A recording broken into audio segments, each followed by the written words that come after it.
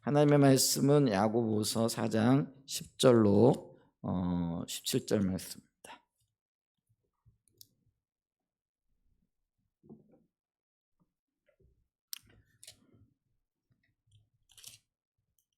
야고보서 4장 10절로 17절 말씀입니다. 네, 한번 교독하겠습니다. 형제들아 서로 비방하지 말라. 형제를 비방하는 자나 형제를 판단하는 자는 곧 율법을 비방하고 율법을 판단하는 것이라. 내가 만일 율법을 판단하면 율법의 준행자가 아니요 재판관이로다.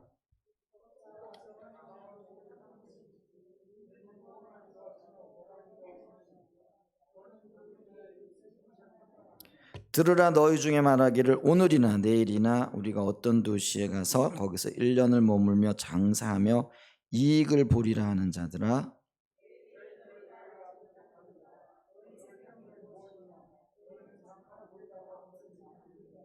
너희가 도리어 말하기를 주의 뜻이면 우리가 살기도 하고 이것이나 저것을 하리라 할 것이거늘,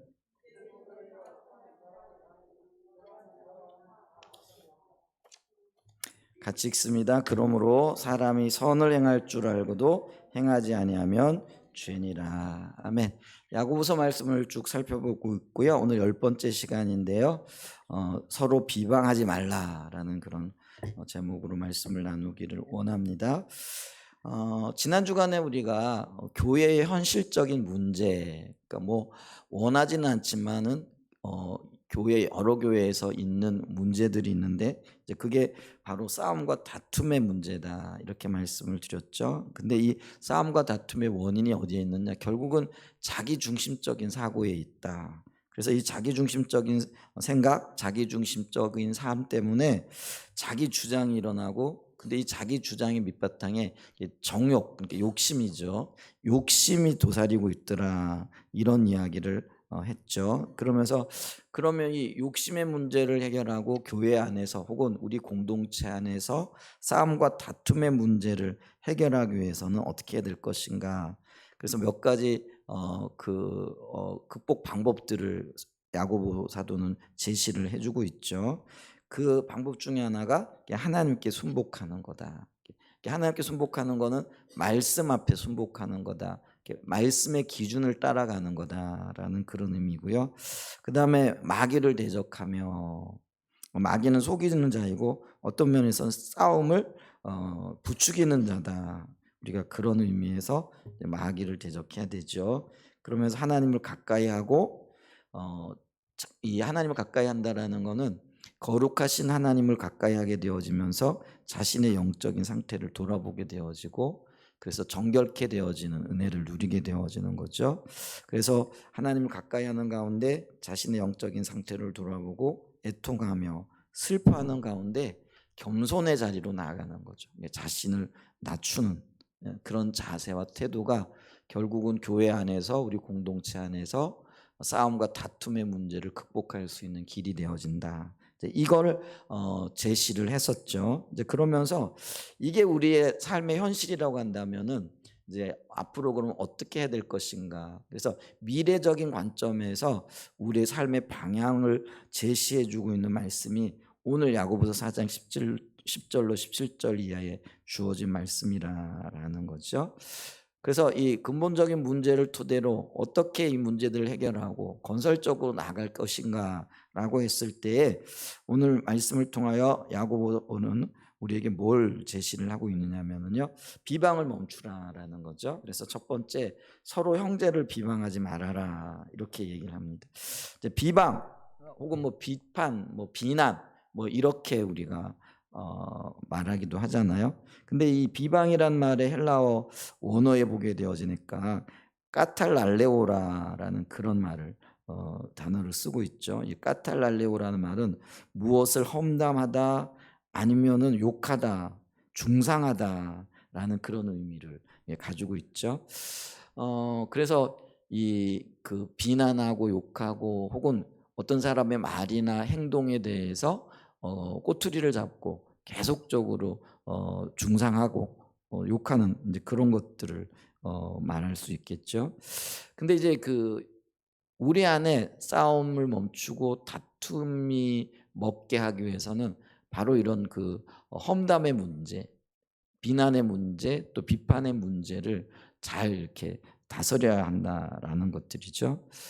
이걸 이제 다른 말로 얘기하게 되면은 뭐 대놓고 어떤 의미에서 비난하고 비판하고 그러면은 이런 것들은 서로 이렇게 뭐라 그럴까요? 조절도 가능하고 나는 아닌데 하고 이렇게 말을 하면서 어떤 이런 부분들을 풀어갈 수가 있잖아요. 근데 실질적으로 이런 것들이 문제가 되어지는 건 뭐냐면은 앞에 대놓고 말하는 게 아니라 뒤에서 욕하거나 뒤에서 후욕하는 것들을, 그러니까 몰래 숨어서 말하고 몰래 숨어서 깎아내리고 뒤에서 수근수근거리고 비판하고 비난하는 이제 이런 것들이 문제가 되어진다라는 거죠. 근데 이게 왜 문제가 되어지냐면은 서로 관계를 깨트리는 결정적인 역할을 한다라는 것이죠.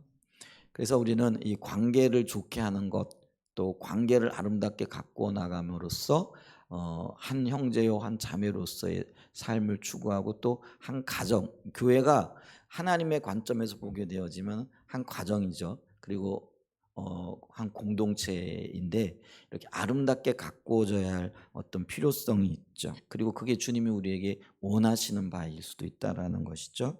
그런데 이 관계를 무너뜨리는 것이 바로 말인데 어떤 말이냐? 상대를 깎아내리고 비난하고 비판하고 특히나 뒤에 숨어서 수건수건거리는 후욕의 문제가 되어진다라는 것이죠. 그래서 이 사도 야고보는요. 이 문제를 강력하게 지금 제시를 하고 있는 거죠. 그래서 서로 비난하고 비판하고 후욕하는 거를 멈추어라. 비방하지 말아라. 이렇게 얘기를 하고 있죠. 자, 그러면 이제 사도 야고보의 관점에서 왜 서로가 형제를 비판하고 또 후욕하는 거를 멈춰야 하는가, 하지 말아야 하는가, 요거를 이제 몇 가지 측면에서 살펴보게 되어지는데, 작은 첫 번째가 뭐냐면은 우리 모두는요 주님 안에서 한 형제 한 자매이기 때문에 그렇다라는 것이죠. 하나님은 우리를 자녀로 부르셨잖아요. 그러니까 뭐 남자도 자녀고 여자도 자녀인데 그 얘기는 뭐냐면 한 가정 안에 한 공동체로서 서로 사랑하고 섬기며 돌보기 위한 공동체, 그리고 그곳에서 서로 뭐라 그럴까요? 성장하고 성숙하기 위한 공동체로 부름을 받았다라는 거죠. 교회는 그러므로요. 어떤 교회가 좋은 교회고 또 어떤 교회가 하나님이 원하시는 교회인가라고 했을 때에 서로의 약점을 보담아주고 또 사랑하고 섬기고 또 관용해주고 관대하게 서로를 품어주는 것, 이거를 하나님이 원하신다라는 거죠. 오늘 제가 오전에 주일학교 아이들 말씀을 이렇게 나누는 기회를 가졌어요. 근데 이제 주일학교 아이들이 후함이라는 하나님의 성품에 대해서 지금 살펴보고 있는데, 이 후함이라는 게 뭐냐면 야박하지 아니하고 너그럽고 관대하다, 이런 정의를 가지고 있어요. 근데 이제 성경에 그런 어떤 사건과 사례들이 있을까 봤을 때 아브라함이 생각이 이렇게 나더라고요. 그래서 창세기 13장 14장을 이렇게 보니까 아브라함이 조카 롯과 함께 고향을 떠나서 가나안에 정착을 하게 되어지죠. 근데 이제 이 아브라함에게도 양이 있고 롯에게도 양이 있는데 하나님께서 복을 주셨어요. 그래가지고 이 양떼들이 굉장히 많아지는 거죠. 이제 그러니까 한 지역에 두 집안이 이렇게 있을 수가 없죠. 이제 그러다 보니까 이 양떼가 많아진 관계로 서로 이렇게 양떼를 돌보는 목자들이 싸우는 거예요. 그러니까 뭐 아브라함과 롯은 안 싸웠겠지만은 아브라함의 목장에 있는 양들 그리고 롯의 목장에 있는 양떼들이 많아지고 그걸 돌보는 목자들이 있다 보니까 서로 좋은 목초지를 선택하고 얻기 위해 가지고 쉽게 얘기하면 막 싸우게 되는 거예요. 근데 그 싸움이 점점 커지고 규모가 또 어떤 면에서는 길어지고 뭐 커지고 이러다 보니까 이 이야기들이 이제 아브라함에게까지 들려지게 되는 거죠. 이제 그랬더니 아브라함이 조카 롯을 부릅니다. 그리고는 높은 곳에 올라가서 온 땅을 보여주면서 조카 롯, 네가 가지고 싶은 땅, 네가 원하는 땅, 네가 먼저 선택해 하고 이렇게 선택권을 주더라고요. 근데 이게 참 쉽지 않은 이야기잖아요. 농경사회 혹은 목축사회에서 굉장히 중요한 것은 땅이죠. 그리고 어떤 면에서는 목축업을 하는 사람들 입장에서 보면 물이 굉장히 중요하잖아요. 근데 한편이 좋은 것을 취하면 한편은 좋지 않다 혹은 없다라는 그런 의미가 되어지는 거죠. 그래서 롯이 목초지가 풍성하고 물이 풍부한 곳을 택하게 되어지면 아브라함의 입장에서는요.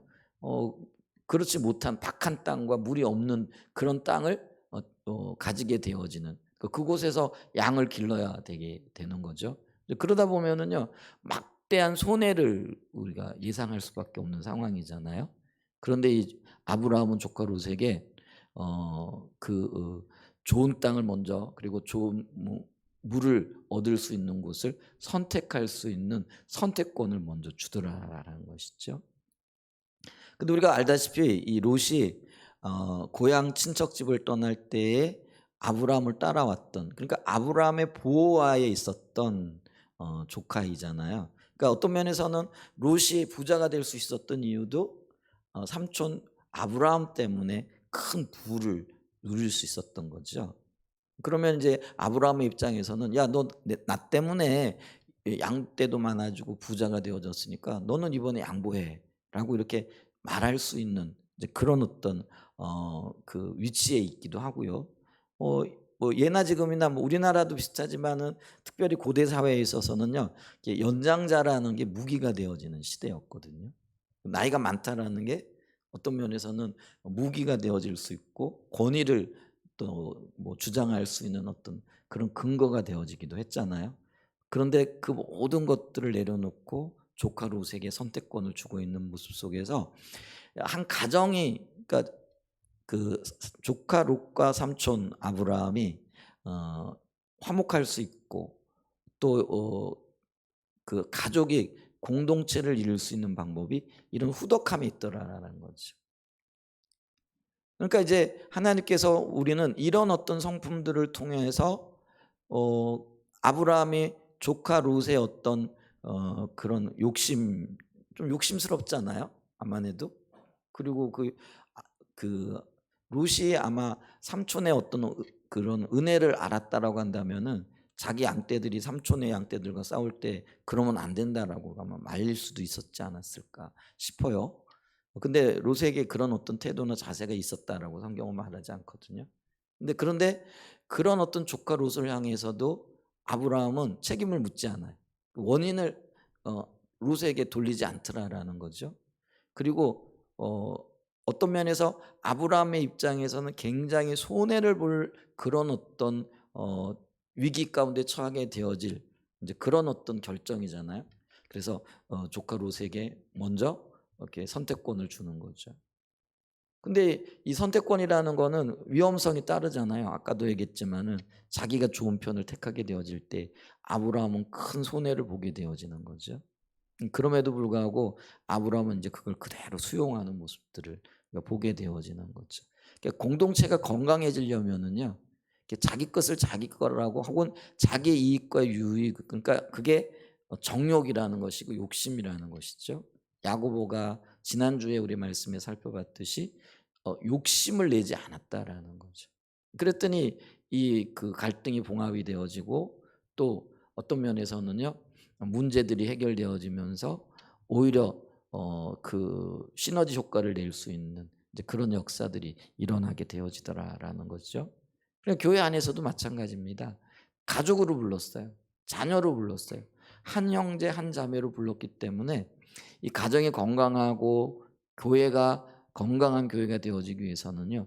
지체의 허물을 드러내기보다는 감싸주고 또 용납하고 용서해 주는 거죠. 근데 그러지 못한 게 뭐예요? 비방하는 거고 비판하는 거죠. 그러니까 말거리를 만들어내는 이제 그런 일들이 있더라라는 거죠. 자, 그랬을 때 우리가 이 서로 형제를 비방하지 말고 자매를 비방하지 말아야 될 이유가 내가 비방하는 그 사람이 내 형제고 내 고륙이라라는 거죠.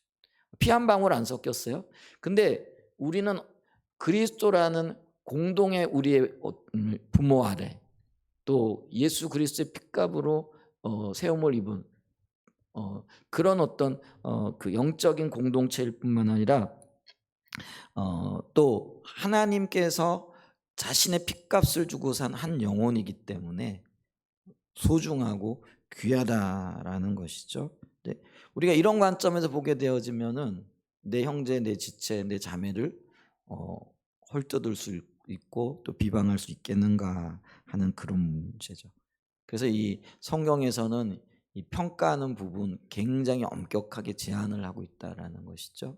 그래서 우리는 함부로 다른 사람을 평가하거나 비난하거나 혹 또 뒤에서 후욕하는 그런 잘못을 저질러서는 안 됩니다. 그걸 성경은 죄라라고 규정을 하고 있다라는 것들을 기억해야 됩니다. 내 옆에 있는 지체들이 내 자매고 내 형제고 한 가정이고 가족이라는 것들을 기억해야 된다라는 것이죠. 그다음에 두 번째, 작은 두 번째로 보면은 이렇게 형제를 비방하는 것이 곧 율법을 어기는 것이라 이렇게 얘기를 하는 거죠. 그래서 여기 보게 되어지면은 형제를 판단하는 자는 곧 율법을 비방하고 율법을 판단하는 것이라 이렇게 말함으로써 내가 형제를 비난하고 형제에 대해서 후욕을 했는데 이게 율법이라는 게 하나님의 말씀이잖아요.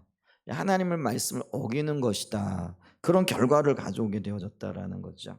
특별히 오늘 본문에서 언급하는 이 율법은요, 모세의 율법, 그러니까 구약의 율법이라기보다는 우리가 그리스도 안에서 자유케 되어진 율법을 얘기를 해요. 그래서 야고보서에도 1장 25절에 보면은 자유케 하는 온전한 율법, 혹은 2장 8절에 보면은 최고의 법이라 이렇게 말하고 있죠. 그래서 이 그리스도인의 삶에서 가장 귀한 혹은 하나님의 기준들, 이게 이제 우리를 자유케 하는 율법인데 그게 사랑이라 이렇게 우리가 볼 수 있는 것들이죠. 이런 것들을 범하게 되어지는 이제 그런 어떤 결과를 가지고 온다라는 것이죠. 그래서 우리가 형제를 비판하는 것이 주님의 뜻을 어기는 것이다. 예, 하나님의 의도를 어긋나게 하는 것이다 라는 것들을 기억할 수 있는 그런 은혜가 있으면 좋겠고요. 그 다음에 또 하나, 세 번째, 왜 우리가 형제를 비방하지 말아야 할까 했을 때 그게 하나님의 주권을 침해하는 일이기 때문에 그렇다라는 거죠. 그러니까 사람을 판단할 수 있는 권한은 오직 하나님 한 분밖에 없습니다. 근데 그 하나님만이 행사하실 수 있는 그 권한을 내가 행사한다, 그러니까 내가 판단한다 이러면은요, 결국은 내가 하나님 위치에 서는 거잖아요. 이게 엄청난 죄인 것을 우리가 기억해야 된다라는 거죠. 우리는 우리 스스로를 가리켜서 하나님의 종이라 혹은 하나님의 자녀라 이렇게 표현을 하고 또 그걸 당연한 것으로 여기잖아요. 근데 우리가 하나님만이 가지신 고유의 권한을 내가 사용한다? 그게 결국은 말로는 하나님의 자녀요 하나님의 종이라 하면서도 스스로 내가 하나님의 자리에 가는 것이 되어진다라는 거죠. 그래서 이거는 하나님의 주권을 침해하는 아주 심각한 일이 되어진다라는 것들을 우리가 기억해야 되죠. 그렇기 때문에 우리는 마땅히 우리 안에서 비난을 멈춰야 되고 비방을 멈춰야 되고 후욕의 문제를 심각하게 생각하고 당장 멈춰야 됩니다. 그게 후함이에요. 너그러움이에요. 이게 쉽지 않잖아요. 왜냐하면 눈에 뻔히 보이는데. 근데 눈에 뻔히 보이는 그것도요, 어떤 면에서 보면은 내 관점이라는 거죠. 그러니까 하나님은 어떻게 보실까? 이런 것들도 우리가 생각을 해야 된다라는 거죠. 그래서 내가 당연히 사용할 수 있는 권리고 권한인 것 같지만은 그걸 내려놓는 거예요. 그게 아브라함이었고요. 그게 저와 여러분이 되어야 된다라는 거죠. 그러니까 사람이 볼 때는 억울한 것 같고 손해를 보는 것 같은데요. 근데 제가 오늘 그 아브라함의 그 말씀, 아브라함에게 일어났던 일들을 이렇게 볼 때요, 아브라함이 이런 손해보는 선택, 손해보는 행동을 했을 때에 하나님은요, 그거를 그대로 아브라함에게 갚아주시는 모습을 보겠더라고요. 그러니까 아브라함이 조카 롯에게 양보한 거죠. 어떤 면에서는 손해를 본 거죠. 그랬더니 하나님이 아브라함을 이렇게 찾아오시는 거죠. 이렇게 찾아오셔서 뭐라고 말씀하시느냐면, 아브라함, 너 눈을 들어가지고 볼 수 있는 모든 땅을 봐. 그러면서 네가 눈으로 본 모든 땅을 너에게 줄 거야. 그게 가나안 땅이거든요. 그리고 난 다음에 이 땅에 사람들이 가득 차게 될 거야. 근데 그 사람들이 누가 될 거냐면 너의 후손들이 될 거야. 이렇게 하시는 거죠. 여러분 그때 아브라함에게 자식이 있었어요? 없었어요? 자식이 없었거든요. 근데 아브라함의 나이가 그때 이미 75세가 넘었어요. 그러니까 75세가 넘었고 80이 넘은 어떤 면에서 보게 되어지면은 뭐 자식을 기대할 수 없었던 그런 나이죠. 근데 하나님께서는 아브라함에게 자식을 주시겠다. 그리고 그 자식이 땅에 티끌처럼 많아지게 할 거라. 이렇게 다시 약속하시고 확인하시는 장면을 이렇게 볼 수가 있는 거죠. 여기서 우리는요, 하나님의 방법을 봐야 됩니다. 우리는요, 우리의 방법을 따라 우리의 방법을 추구해 나가요. 그래서 손해 안 보려고 해요. 내가 이거 하나 양보하면 모든 걸 놓치는 것처럼 안타까워하죠. 그리고 어떤 면에서는요, 이거 잃으면 큰일 날 것처럼 생각을 하는 거죠. 그러니까 양보할 수가 없는 거죠. 물러날 수 없는 전쟁을 하는 거죠. 그런데 아브라함은 스스로 물러났고 스스로 손해를 받고 스스로 어떤 면에선 자기 권리와 권한이라고 보여지는 것들을 포기했다라는 거죠. 그랬더니 하나님의 방법으로 그에게 땅을 주시고 없는 자식을 주시고 근데 그 자식들의 후손들을 통하여 이 땅에 가득하게 될 거라라는 그런 약속을 주시는 거죠. 이게 엄청난 일입니다. 사람이 스스로 어떤 일들을 해가는 거죠. 한계가 있어요. 여러분 우리가 부자가 되기를 원하잖아요. 근데 스스로 이룰 수 있는 부는요. 한계가 있어요. 근데 표현이 좀 그렇지만 하늘이 주는 부, 하나님이 주시는 부는요. 한계가 없어요. 그래서 큰 부자는요. 우리가 옛말에 뭐 하나님을 안 믿는 분들도 그런 얘기를 하잖아요. 하늘이 내셔야 된다라는 거죠. 근데 그게 하나님이 도우셔야 되고 하나님이 함께 하셔야 되는 거예요. 아멘. 그래서 우리는요. 내 힘과 내 능력으로 내가 스스로 판단하고 비난하고 비판하고 그러므로 관계가 깨어지고 나중에 더 큰 어려움을 겪게 되어진다라는 거예요.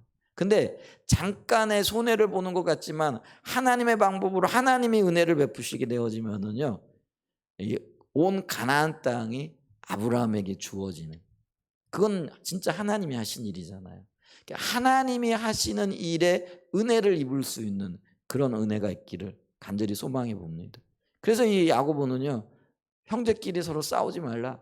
서로 비방하지 말아라. 당장 그 자리에 멈춰 서라라고 이야기를 하고 있는 거예요. 이게 우리의 삶의 방향이 되어져야 돼요. 앞으로 우리가 지금도 그래야 되겠지만은 앞으로 살아갈 때도 형제 자매들을 존중히 여기고 또 내가 좀 손해를 보는 그 순간에도 그것을 그대로 주님께 맡기고 주님의 은혜를 구하여 서야 된다는 거죠. 당장 눈앞에 보이는 이익을 얻기 위해 가지고 비난하고 비판하고 서로 싸우고 이런 것들 그게 하나님의 방법이 아니라라는 것들을 분명하게 이해하는 저와 여러분들이 되시기를 예수님의 이름으로 간절히 축복하고 축원드립니다. 그다음에 큰 두 번째로요. 어, 우리는 살아갈 때 항상 우리의 삶이 불확실하다는 것을 잊지 말아야 된다는 거예요. 왜 이게 중요하냐면요. 내가 분명하다 생각했던 그것들이요. 여러분 내가 계획했던 어떤 것들이 그대로 되어지는 경우 거의 없거든요. 그렇죠? 그렇기 때문에 우리는 어떻게 되는 거예요? 자기의 연약함을 봐야 되는 거예요. 그러니까 내 삶이 불확실하다는 걸 알게 되어질 때 불안한 거죠. 그래서 그 불안함을 하나님 앞에 맡기고 주님을 의지하고 하나님을 붙들고 나가게끔 되어진다라는 거예요. 그래서 이걸 인식하고 살아가는 거는 굉장히 중요하다라는 거죠. 13절과 14절에 보면 이렇게 얘기해요. 들으라 너희 중에 말하기를 오늘이나 내일이나 우리가 어떤 도시에 가서 거기서 1년을 머물며 장사야 이익을 보리라 하는 자들아 내일 일을 너희가 알지 못하는도다 너희 생명이 무엇이냐 너희는 잠깐 보이다가 없어지는 안개니라. 그래서 이 야고보는요 우리의 인생을 뭐에 비유를 하고 있느냐면요 잠깐 보이다가 없어지는 안개라 이렇게 표현을 해요. 요즘은 제가 못 가봤는데요. 몇 년 전에 아침에 이렇게 새벽 예배를 마치고 이렇게 대청댐에 가면은요. 이게 아침에 아침 기온하고 밤 기온하고 이제 아침에 올라가는 기온이 다르기 때문에 이게 물이 이렇게 올라와요. 물은 차고 기온은 좀 따뜻해지니까 그러면서 이제 올라오는데 그게 이제 안개예요. 근데 그 안개가 아주 자욱하게 끼어 있는데 굉장히 이뻐요. 여러분도 한번 시간 되면 한번 가보세요. 아침에 근데 갈 시간이 있을지 모르겠는데 아침에 올라가면은 대청 때문에 안개가 이렇게 쫙 보조댐 위에서 가는 게 있잖아요. 안개가 아주 하얗게 올라와 있는데 그게 이제 버드나무하고 이렇게 섞여 가지고요. 굉장히 아름다워요. 사진이나 이런 거 찍어도 참 좋겠다. 예, 아름다워요. 근데 있잖아요. 아침에 일어난 그 안개가요. 한 9시나 10시쯤 되면은요. 그렇게 자욱했는데 순식간에 사라져 버려요. 그게 안개의 특성이잖아요. 무성한 것 같은데 잠시 잠깐 후에는 없어져요. 해가 떠오르기 시작하면서 순식간에 사라지는 게 안개더라는 거예요. 근데 이런 안개의 특징을 야고보는요 인생이라 이렇게 얘기를 한다는 거예요. 그 있잖아요. 우리 인생이 어떤 면에서는 우리가 뭐 70년, 80년 사니까 영원할 것처럼 그렇게 생각을 해요. 근데요, 그것도 순식간이라는 거죠. 아침 안개가 햇볕이 떠오를 때 사라지듯이 우리에게는요, 영원히 풀어야 할 숙제가 있어요. 그게 죽음이라는 거예요. 근데 우리는 또 하나 기억해야 될 게 있는데 죽음 이후의 세계가 죽음이 끝이 아니라 새로운 시작이라는 거예요. 근데 그 새로운 시작을 하기 위해서는요, 이 죽음의 문제를 해결하신 예수 그리스도를 만나야만 되는 거예요. 오직 예수님만이 우리 인간의 모든 인생의 문제였던 죽음의 문제를 해결하신 분이라는 거예요. 그분이 사망 권세, 곧 죽음의 권세를 깨뜨리시고 다시 살아나셨죠. 그걸 이제 부활이라 이렇게 얘기를 하잖아요. 부활하심으로써 영원한 생명을 가지고 우리 가운데 오셨다라는 거죠.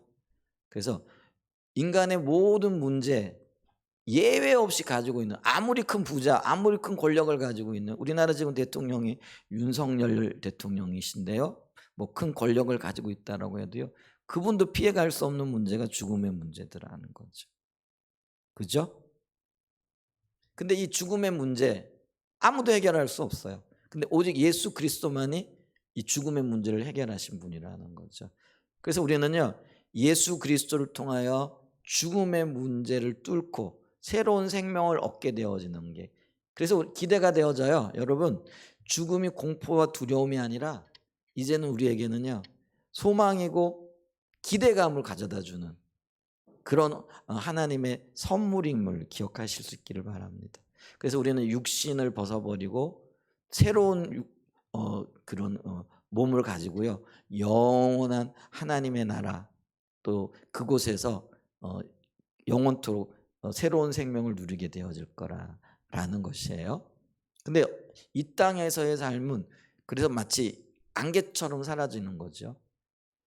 그렇게 이제 야고보는 이야기를 하고 있는데 이게 이제 우리의 모습이에요. 그래서 우리는 안개처럼 사라질 우리 자신을 돌아봄으로써 부활을 통하여 우리에게 영원한 생명을 주신 그 하나님을 의지하고 그 하나님을 바라보고 하나님 안에 거하는 이제 그런 새로운 생명, 또 새 생명을 얻기 위한 그런 하나님 안에서의 그 소망을 가져야 되는데, 근데 오늘 여기 본문에 이렇게 등장하는 사람은요, 이런 우리의 인생이 잠깐 보이다가 없어지는 안개 같은 것을 제대로 인식하지 못하고 내일 일을 위해서 여러 가지 계획을 하고 있더라라는 거죠. 근데 그 계획하는 게 뭔가 이렇게 봤더니요, 이게 물질적인 중심, 그러니까 이 땅에서 어떻게 하면 잘 먹고 잘 살고 영원히 누릴까 하는 이제 그런 어떤 계획을 가지고, 야 가서 좀 장사도 좀 해볼까, 가서 이런 어떤 뭐 직업도 좀 찾아볼까, 뭐 이런 어떤 여러 가지 인생의 계획의 문제들, 인생 계획을 세우고 있더라라는 것이죠. 여러분, 우리가 이 땅을 살아가면서 물질도 필요하고요, 또 건강도 필요하고 여러 가지들이 필요해요. 근데 여러분 또 하나 기억해야 될 것은 그런 것들이 우리에게 영원한 것을 가져다 주지는 못한다라는 거예요. 그렇기 때문에 우리의 관심은 필요하니까 우리가 사는 거예요. 그러니까 오늘 하루를 살아야 되기 때문에 밥도 먹어야 되고요, 간식도 먹어야 되고요, 먹어야 돼요. 근데 그 먹어야 할 것에 초점을 맞출 것이 아니라 이것은 잠깐이지만은 영원한 세계가 우리를 기다리고 있기 때문에 우리의 시선과 초점은요, 이 영원한 것을 얻기 위한 것에 관심을 가져야 된다라는 거예요. 근데 오늘 지금 이 13절과 14절에서 이야기하고 있는 계획을 가지고 있는 사람의 문제는 뭐냐면요, 오늘이나 내일이나 우리가 어떤 도시에 가서 여기서 1년을 머물며 장사하여 이익을 보리라. 그래서 인생의 유한함을 생각하지 않고 이 땅에서 마치 영원히 살 것처럼 물질주의적인 세계관과 가치관을 가지고 이것저것 장사도 해보고 이것도 해보겠다 하는 이제 그런 가치관을 가지고 있더라라는 거죠. 근데 이런 사람들은 뭐예요? 인생이 안개라는 거를 알지 못하더라는 거예요. 그렇기 때문에 이 야고보는요, 인생이 안개와 같은 것, 그리고 잠시 잠깐 있다가 없어질 것이고 우리는 영원한 생명의 주인 되시는 하나님 앞에 서야 될 것이라는 것을 인식하며 살아라는 거예요. 이제 그럴 때 우리가 여기서 뭐가 나오느냐면요, 우리가 이 땅에 살아가는 것들을 아끼고 어떤 면에서는 소중하게 살아갈 수 있을 뿐만 아니라요, 어떤 영역에서는요, 이 땅의 것들에 마음 뺏기지 아니하고 이 땅에서 주어진 시간들과 삶을 영원을 준비하는 시간으로 보낼 수 있더라는 거예요. 여러분 있잖아요. 예를 들면 왜 아이들 보고 열심히 공부하라고 이렇게 가르치고 또 지도하고 격려하죠? 공부하는 데 목적이 있는 게 아니라요, 그 공부를 통해서 졸업하고 난 다음에 삶을 준비하게끔 하는 거예요. 그렇지 않아요? 그러니까 우리가 공부 열심히 하는 이유가, 학교 다닐 때 성실하게 살아라 하는 이유가 뭐예요? 그 학교에서 영원히 살라는 거예요? 아니에요. 졸업하고 난 다음에 어떻게 하라는 거예요? 졸업 이후의 삶이 있더라는 거예요. 마찬가지로요, 이 땅에서 우리가 열심히 살고 성실하게 살고 또 어떤 면에서는요, 그 건강하게 살아야 할 이유가 뭐냐면은요, 이 땅에서 영원히 살기 위해서가 아니라요, 이 땅 이후의 삶을 준비케 하는 시간이 되어지더라는 거예요. 그래서 이 땅에서 우리가 잘 준비를 해야 되는데 그 잘 준비하는 게 뭐냐면은요, 자신의 한계를 깨닫고 영원한 생명의 주인 되시는 하나님을 만날 준비를 해 나가는 기간이라는 거예요. 그걸 인식하며 그걸 깨닫고 그거를 기억하며 살아가야 된다라는 거예요. 그러니까 우리가 주어진 생명들을 살아갈 때 이걸 잊어버리게 되어지면은요, 마치 이 땅이 모든 것인 것처럼, 그래서 그냥 먹고 마시고 즐기고 노는 것 혹은 자신의 즐거움에 초점을 맞추며 살아가더라는 거예요. 근데 그건 어리석은 일이라는 거예요. 우리가 이 땅을 살아가는 이유는요, 영원히 살게 되어질 세상을 준비하기 위한 그런 기간이라는 것들을 기억할 수 있는 은혜가 있기를 축복합니다. 그래서 우리는 이 영원한 생명의 주인 되시는 하나님을 기억하고 또 주님과 그 친밀한 교제를 누리면서 미래와 내일을 준비하는 자들이 되어져야 된다라는 거죠.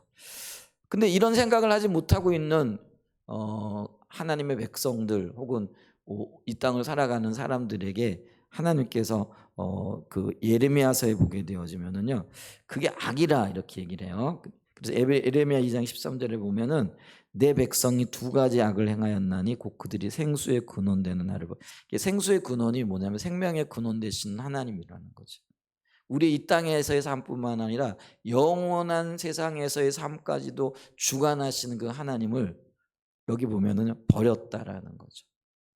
그러니까 이 땅에 취해 가지고 하나님이 어떤 분인 것을 잃어버린 것이죠. 이제 그거를 뭐라고 얘기를 하냐면 스스로 웅덩이를 팠는데 그것은 그 물을 가두지 못할 터진 웅덩이다. 생명을 가져다 주지 못할 터진 웅덩이가 되어지더라라는 거죠. 여러분 우리가요, 터진 웅덩이 물 부으면은 우리 얼마 전에 이제 우리 권사님이 이번에 우리 교회에서 고추장을 담궜어요. 근데 이제 고추장 담그려고 교회에 있는 항아리 이렇게 갔다가 물을 부으니까 물이 새는 거예요.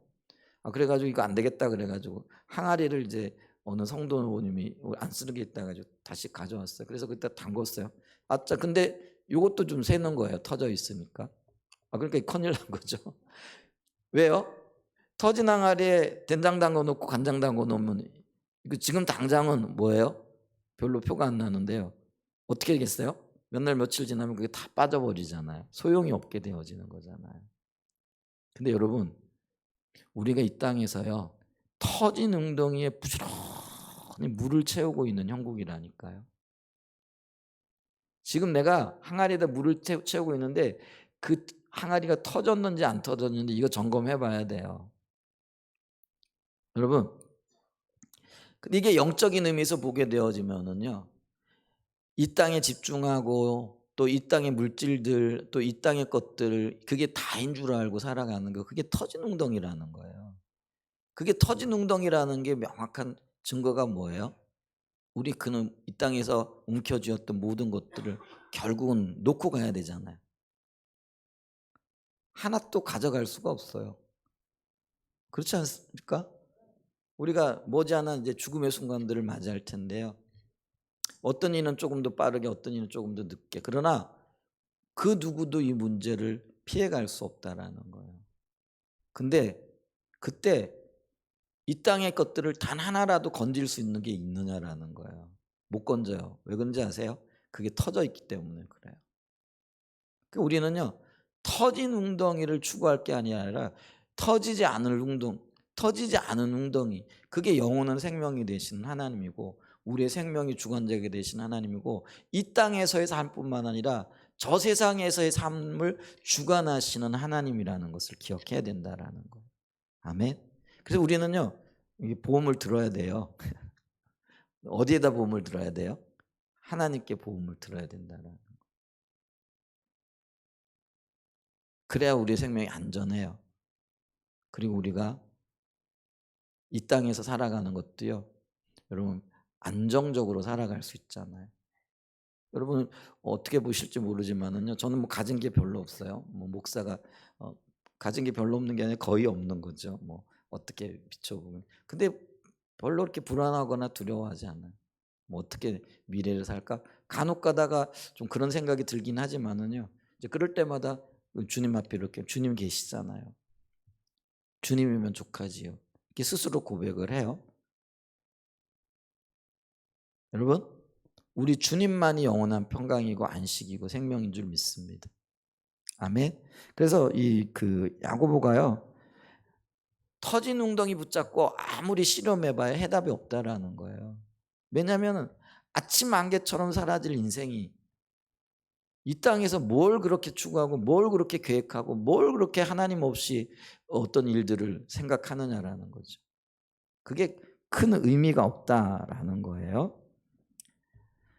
그래서 이게 보면은 내일 일을 알지 못하는 존재인. 그래서 성경에도 잠언 27장 1절에 보면은요, 너는 내일 일을 자랑하지 말라. 하루 동안에 무슨 일이 일어날는지 내가 알 수 없음이니라.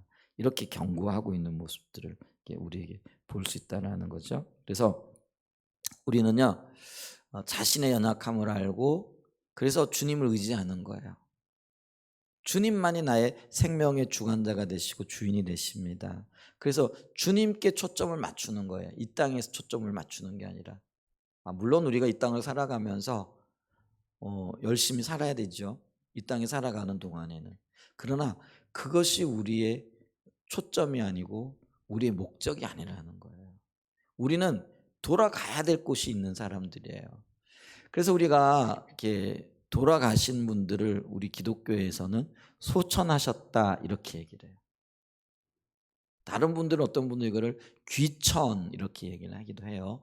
귀천이 되어졌던 소천이 되어졌던, 소천이란 말은 하나님의 부름을 받았다라는 그런 의미고요. 귀천은 돌아갔다라는 그런 의미. 어디로요? 하늘로 돌아갔다라는. 왜냐하면 우리의 생명의 근원이 이 땅이 아니기 때문에 그렇다라는 것이죠. 그래 이거를 기억할 때만이요, 우리가 건강하게 혹은 새 소망을 가지고 또 이 땅에서 편안하게 살아갈 수 있어요. 그래서 미래적인 관점에서 보게 되어졌을 때에 우리는요, 이 사실을 잊지 말아야 된다라는 것이죠. 그래서 우리의 불확실한 삶을 온전하게 인도하실 분은 하나님 한 분밖에 없다. 이걸 기억하면은요, 우리가 이 비방의 문제도요. 조금 해결이 쉬워져요. 욕심의 문제도 우리가 이걸 기억하면은요. 좀 쉽게 손을 놓을 수 있다라는 거예요. 그렇지 않아요? 이 땅이 영원한 것처럼 살아가려면은 그걸 움켜쥐어야 되잖아요. 근데 이 땅의 삶이 영원하지 않다. 그게 우리 뜻대로 우리 마음대로 안 되는 거다. 오직 하나님만이 그 일을 하실 수 있는 분이다라는 걸 알게 되어지면은요. 그게 놓아지게끔 되어지는 거잖아요. 그래서 우리가 미래를 기억하고 우리가 있어야 할 곳이 이곳이 아니라는 것들을 늘 염두에 두고 기억하면서 때로는 베풀고 또 때로는 손해 보고 때로는 그 어떤 면에서는요 이렇게 양보하고 이렇게 살아갈 수 있는 그런 저와 여러분들이 되시기를 예수님의 이름으로 축복합니다. 이 땅의 것들이 모든 것인 것을 알고 살아가는 한 사람의 이야기가 성경에 나와요. 이게 어느 사람이 농사를 지었는데요. 농사가 너무너무 잘 된 거예요. 그래가지고 그냥 너무 좋아가지고요. 뭐라고 이렇게 계획을 하느냐면, 야, 내가 창고를 다시 지을 거야. 그래가지고 이 농사 지은 거 모두 다 보관하고 내가 그걸로 인하여 즐거워하고 기뻐하고 잔치를 할 거야. 이렇게 얘기를 했어요. 그랬더니 예수님께서 이 예를 들면서 누가복음 20장 20절에 보면은요.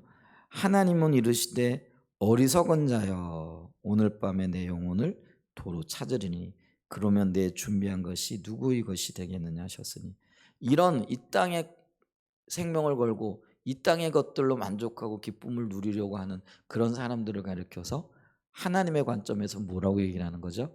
어리석은 자다 이렇게 얘기를 하는 거예요.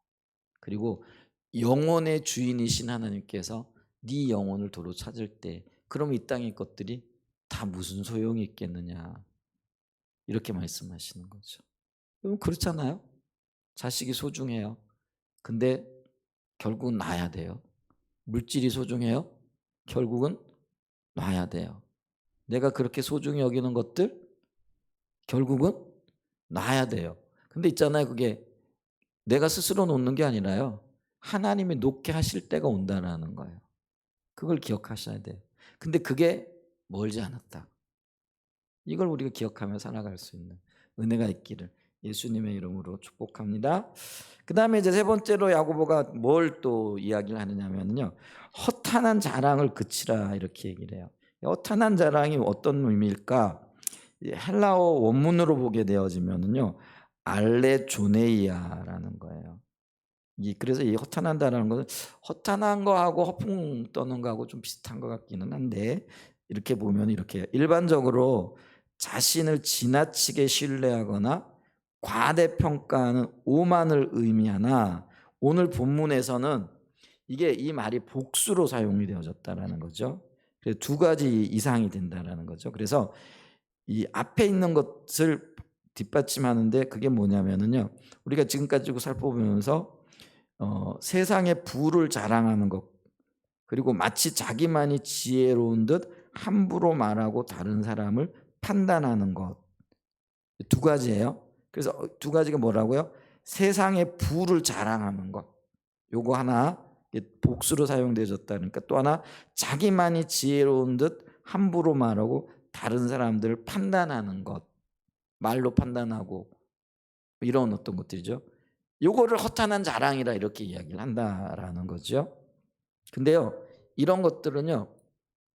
자라가면 자랑할수록 공허해지고요. 허무해지는 거예요. 사실은 그런 거예요. 여러분 있잖아요. 물이라고 다 생명을 가져다 주는 게 아니잖아요. 예를 들면은요. 세상의 3분의 2는 물인데 그중에 바닷물이에요. 근데 그 바닷물을 우리가 마실 수 있어요, 없어요? 못 마셔요. 물인데 그 물을 먹으면 먹을수록 갈증이 더 심해진다라는 거예요.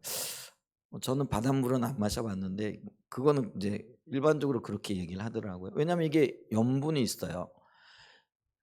근데 이 염분이 있기 때문에 이 소금을 섞은 물을 마시게 되어지면은 잠깐 동안의 갈증은 사라지는 것 같은데요. 근데 시간이 지나면 지날수록 갈증이 더 심해져요. 그래가지고 또 물을 찾게 되어지는 거죠. 근데 마시면 마실수록 이게 살리는 게 아니라 죽어가게 되어진다라는 거예요. 근데 허탄한 자랑이 그렇다라는 거예요. 이 땅의 것들이 그렇다라는 거예요. 이 땅의 것들을 먹으면 먹을수록 잠시 해결하는 것 같은데 더 큰 갈증들을 유발하고, 그건 결국은 우리를 어디로 이끄느냐면요, 욕망과 욕망의 죽음으로 우리를 내몬다라는 것이죠. 여러분, 욕망이 자라나게 되어지면은요, 결국은 사망으로 가게 되어지죠. 근데 그 사망이 이 그 새로운 부활과 새 생명을 위한 사망이 아니고요, 우리를 영원한 지옥 권세로 가져다주는 그런 어떤 사망이 되어진다라는 것들을 기억해야 된다라는 거죠.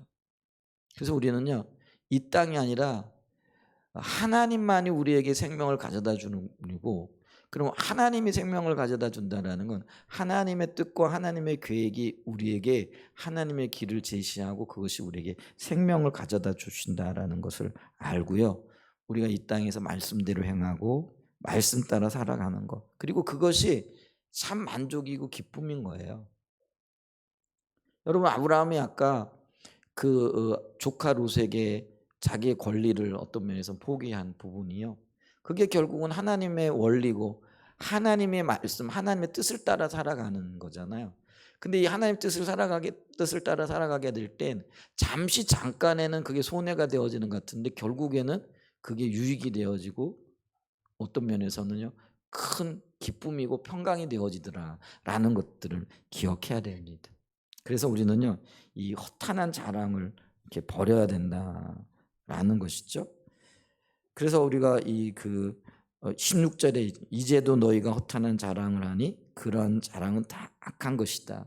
그래서 이 악한 것에서 벗어나기 위해서는요, 이 허탄한 것, 아까 이 본문에서 말하고 있는 허탄한 것이란 건 물질적인 추구, 물질적인 부를 자랑하는 것과, 그리고 자신의 지혜를 오판해 가지고 마치 최고인 듯 다른 사람들을 판단하고 비난하고 비판하는 것, 이걸 가리킨다는 거예요.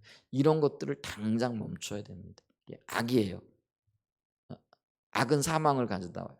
저주를 가져다 준다라는 것들을 우리가 기억해야 됩니다. 그 다음에 네 번째로, 이런 허탄한 자랑을 거치고 난 다음에 이제는 적극적으로 선을 행해야 된다라는 거죠. 그래서 15절에 보면 너희가 도려 말하기를 주의 뜻이면 우리가 살기도 하고 이것이나 저것을 하리라 할 것이거늘, 이렇게 얘기를 하잖아요. 이 주의 뜻이라는 게 이게 선을 의미하거든요. 그래서 성경에서 말하는 선의, 이거는요, 하나님의 뜻을 말할 때, 그래서 이게 그 하나님의 뜻을 행하는 것과 굉장히 밀접한 연관이 있다라는 거죠. 그렇기 때문에 너희가 도리어 말하기를 주의 뜻이면, 그러니까 하나님의 선이면, 하나님이 원하시는 거면 우리가 그렇게 살기도 하고, 그리고 이것이나 저것이나 행할 것이라, 이런 권면이 되어진다라는 거예요. 그래서 주님의 의도가 있고 주님의 뜻이 있고 우리를 살리고자 하시는 하나님의 말씀이 우리에게 깨달아지고 보여진다면 어떻게 된다라는 거예요? 그거를 이리저리 내가 할 수 있는 모든 것들을 동원해 가지고 해야 된다라는 것들을 이야기하고 있다라는 것이죠. 근데 이제 현실적으로 보면 우리는 하나님의 말씀에 대해서 굉장히 미온적인 태도와 자세를 가져요. 그리고 이 하나님의 말씀을 대로 따라가면은 손해가 나는 듯한 인상을 받아요. 그게 아브라함이 아까 그 롯에게, 그게 하나님의 의도죠. 의도를 따라 가지고 자기를 권리를 제한하고 롯에게 자신이 양보하고 선택권을 주게 되어졌을 때 우리가 느끼는 감정은 뭐예요? 야, 이거 되게 손해다. 그리고 이렇게 했다가는 쪽박차는 거 아니야? 이런 느낌이 든다라는 거예요. 그러니까 우리가요, 이 말씀에 굉장히 미온적인 거죠. 그러니까 우리는 입으로는 말씀이 생명이라고 얘기를 하는데 이 말씀대로 따라 살아가면은요, 왠지 모르게 손해를 보는 듯한 그런 느낌이 있고요. 또 어떤 면에서는 그렇게 보여지는 여러 가지 일들을 만나게 되어지잖아요. 그러니까 우리는요, 그 말씀들을 적극적으로 행할 거나 혹은 그 말씀을 따라 살려고 하는 어떤 시도들 자체를 안 한다는 거죠. 그러니까 그게 불순종으로 나타나는 거죠. 왜 불순종하겠어요? 이익이 되어지고 유익이 되어지고 분명하게 그런 것들이 보여지면은 순종하지 말아라 그래도 순종할 거 아니에요. 그렇잖아요? 근데 요 말씀대로 살려고 하니까 요 말씀이 결국은 내게 걸림돌이 되어지고 요것 때문에 손해를 볼 것 같고 이렇게 했다가는 쪽박 차게 될 것 같은 그런 마음이 든다라는 거예요. 그러니까 불순종하는 거죠. 근데 여러분 보세요. 눈앞에서는 손해가 되는 것 같지만은 뒤로 돌아서니까 아브라함에게 하나님의 생명과 은혜가 임했죠. 그죠? 마찬가지예요. 여러분, 우리가 있잖아요. 눈앞에 볼 때는 이게 망하는 것처럼 보여지고 손해처럼 될지 모르지만 여러분, 우리가 하나님을 기대하는 사람들이고 하나님을 바라보는 사람들이잖아요. 결코 하나님은요, 우리에게 손해보게 하시지 않습니다. 그래서 합력하여 선을 이루시는 분이라는 걸 기억해야 됩니다. 그래서 하나님의 성품에 대한 이해가 있게 되어지면은 내 눈앞에 손해처럼 보여지는 그 일이라고 할지라도 주님을 기대하고 주님을 바라보기 때문에 그게 믿음이에요. 그 일을 행해야 되고 또 할 수 있어야 된다라는 것이죠. 아멘. 그게 지금 야고보가 지금 여러 가지 문제를 겪고 있는 공동체에게 주는 처방이라는 거예요. 이렇게 사십시오. 그러면 하나님께서 이 공동체를 건강하고 아름답고 귀하게 세우실 겁니다. 라는 그런 의미라는 거예요. 그럼 오늘 있잖아요. 우리 한사랑 예정교회가 어떻게 살아가야 할 것인가. 이 부분들을 오늘 말씀을 통해서 좀 비춰보고 또 이 말씀들을 우리 교회 현실 가운데 적용해 나가야 된다라는 것이죠. 그게 주님의 뜻이라고 한다면은 그리고 주님이 우리에게 원하신다라고 한다라면 당장은 손해가 되어지고 당장은 어떤 면에서는 재정을 투입해야 되고 당장은 뭐 어떤 열매가 안 보여지는 어떤 일들이라고 할지라도요. 그 일들을 해 나가야 되는 거죠. 요번에 제가 그 기도회를 이렇게 올라갔어요. 그랬더니 이제 태근식 목사님 아시잖아요. 이제 그분이 이제 군성교회를 지금 맡고 계신데 그 군성교회 안에는 이제 뭐 학군단도 있고 YMC는 아니군요. 이제 여러 가지 일들이 있는데 얼마 전에 이제 그분이 저한테 전화가 오셔가지고 목사님 충남대를 저렇게 내버려 두실 겁니까? 이렇게 얘기를 하더라고요. 그래서 아니 목사님 충남대는 뭐 제 관할도 아니고 그 지난번에 어느 교회 목사님이 그걸 하시겠다고 하셔가지고 그걸 감당 못하셔가지고 지금 안 하고 있는 문제긴 하지만은 또 그 교회 안에는 뭐 학군단과 관련되어져 있는 그 교수 목사님이 계셔가지고 그분이 잘 돌본다고 하는 이야기를 제가 들었는데 그때 아이 목사님 그게 아니고 지금 제가 뭐 그 단장님하고 전화를 좀 해봤는데 그거는 옛날의 일이고 지금은 그냥 방치되어져 있다고 합니다. 근데 목사님이 내려두실 겁니까? 그래서 그러면은 목사님 어떻게 하기를 원하세요? 그랬더니 목사님 좀 섬기셔야죠. 근데 목사님 제가 섬기는 것도 섬기는 거지만은 저희 교회가 섬기는 것도 섬기는 거지만은 먼저 우리 선교회에서 섬겼던 교회가 있는데 그 교회를 제쳐놓고 제가 어떻게 할 수 있다라는 거는 이거는 그거는 조금 제가 좀 주제 넘는 일인 것 같으세요. 그래서 그분하고 먼저 좀 통화를 해보시고 그러면은 저한테 연락을 주시죠. 그랬더니 알았다 그러시더니 당장 이제 그분한테 전화를 하시고는 연락이 오셨더라고요. 그래서 그분들이 섬기기로 했다고 다시 섬기기로 했다고. 그래서 제가 잘 됐습니다 하고 이제 이게 일단락이 되었었어요. 근데 이제 이번에 올라갔더니 목사님이 와가지고 얘기를 하는 거예요. 목사님 왜요? 그랬더니 요즘 그분은 하도 적극적인 분이라 와가지고 뭘 하면 제가 겁나요. 뭘 요구할지를 몰라가지고 목사님 그러더니 그걸 지난번에 그 교회가 섬기기로 했는데 그럼 다시 전화가 와가지고 힘들어서 못하겠다고 그러는데 목사님 어떻게 할 거예요? 그러더라고. 그걸 제가 저한테 물어보십니까? 제가 어떻게 할 수 있는 것도 아닌데 그랬더니 아니 예전교회가 섬겨야 되잖아요. 그분은 꼭 예전교회라 그래요. 왜냐하면 예전교회 기억을 하시고 계시니까 한사랑 예전교회가 섬겨야 될 거 아닙니까? 근데 뭐 섬겨지면 저도 지금 제 코가 석잔데요. 왜냐면 한밭때도 그렇죠. 뭐 한밭때도 요번에 이제 단장님 그 행정실장님한테 한번 뵙자고 전화를 했더니 그분들은 이제 그걸 부담스러워 하시긴 해요. 근데 뭐 만나기를 하고 식사도 좀 한번 하고 해야 되는데 이제 그런 상황입니다. 그리고 저도 지금 시간이 그렇게 많지 않아요. 예전처럼 막 시간을 빼가지고 뭐 여기저기 다니고 그럴 수 있는 형편도 아니고요. 그랬더니 그래도 섬겨야 되지 않습니까? 그랬더니 고민은 좀 해보지요. 그랬더니 그럼 일단 만나십시다. 이제 그분은 이제 저질러 놓고 보는 일이니까. 그럼 일단 좀 그 단장님을 좀 만나십시다. 그럼 당장 전화를 하시겠다 그러더라고요. 그러면 좀 그렇게 하자고. 그럼 갈 때 좀 어떻게 하실 겁니까? 뭘 어떻게 단장님만 만나실 겁니까? 아니면 학생들도 좀 만날 겁니까? 뭐가 다른데요? 그랬더니 단장님만 만나면 돈은 별로 안 들고 학생들을 다 만나면 돈이 많이 든대요. 이제 그분은 다 벌써 계산을 하고 계신 것 같더라고요. 근데 이제 뭐 가서 뭐 단장님만 제가 만나서 뭐 하겠어요? 그래서 그러면 아이들도 좀 만나죠.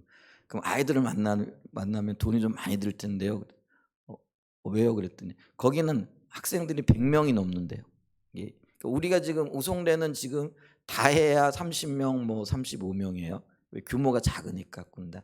근데 이제 이분이 충남대를 많이 생각을 하고 있는 이유가 암만 해도 이 충남대가 충청권에서는 모대학 같은 대학이잖아요. 그러니까 영향력이 있다라는 거죠. 그러니까 영향력이 있는 대학을 해야 돼. 근데 이제 사실은 맨 처음에 학군단을 섬길 때 저에게 충남대가 주어졌었어요. 근데 어떤 분이 이렇게 파고들었어요. 그래가지고 제가 그분한테 양보를 했었어요. 본인이 충남대를 해야 되겠다고. 교회도 가깝고 뭐 이러기 때문에. 그래서 어쩔 수 없어가지고 제가 갔던 게 우송대거든요. 그러니까 맨 처음 시작을 할 때.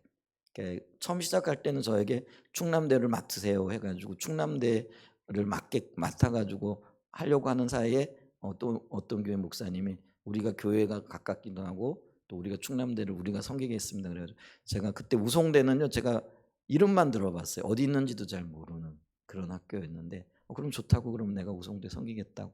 그래서 우송대하고 연결이 되어져서 지금까지 잘 섬겨오고 있거든요. 근데 이제 그 충남대가 그렇게 시작을 했는데 제대로 이렇게 못 섬겼어요. 근데 뭐 그거를 제가 어떻게 할 수 있는 문제도 아니고. 근데 이번에 다시 그 충남대를 근데 그게 충남대는 대체적으로 지금 학군단 아이들이 줄어가고 있는 형편이거든요. 근데 아직도 100명이 넘는다라고 그러더라고요. 그 100명이 넘는 아이들이면은요. 20명을 섬기는 30명 섬기는 거하고 100명 섬기는 거는 이거는 규모 자체가 달라져 버려요. 돈이 들어가도요. 우리 우성대 간식 한번 들어가면 20만 원이면 돼요. 뭐 햄버거 이런 거 가져가. 근데 여기는 들어가면 60만 원은 들어가야 되는 거죠. 이게 규모 자체가 달라져 버려요. 그 얘기를 들으면 순간 제가요 망설여지더라고요. 이거 100명이 넘는 아이들 한 번씩 갈 때마다 뭐 혹은 한 학기마다 이제 가고 그러면 또 매번 간식을 제공하잖아요. 그러면 이게 규모가 달라지는 거예요. 이거 어떻게 하지? 이런 생각이 순간적으로 들더라고요. 근데 뭐 주님이 하시겠지. 뭐 어떻게 하실지는 모르겠지만 그래서 일단은 한번 만나 뵙죠. 그랬더니 당장 전화가 왔더라고요.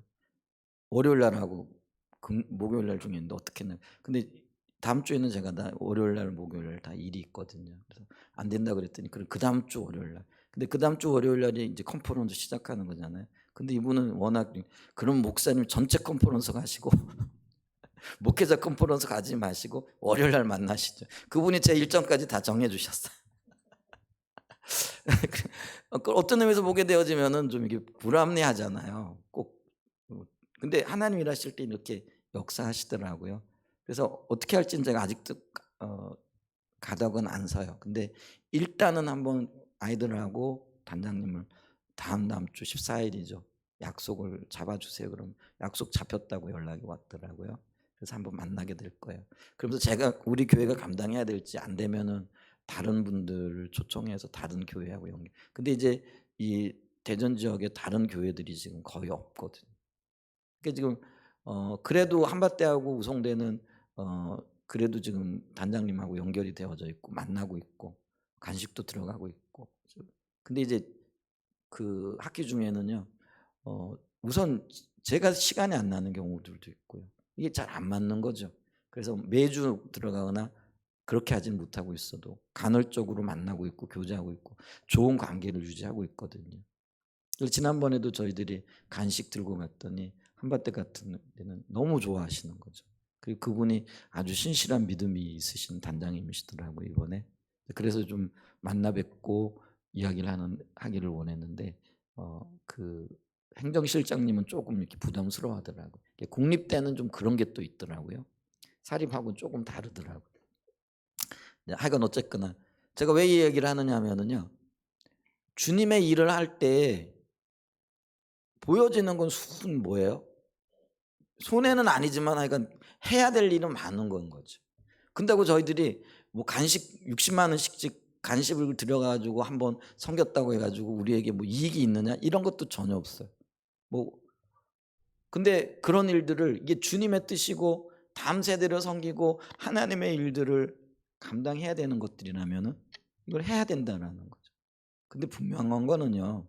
우리가 우송대를 시작할 때 그때 규모가 적은 교회였고 지금도 마찬가지지만은 지금도 비슷해요.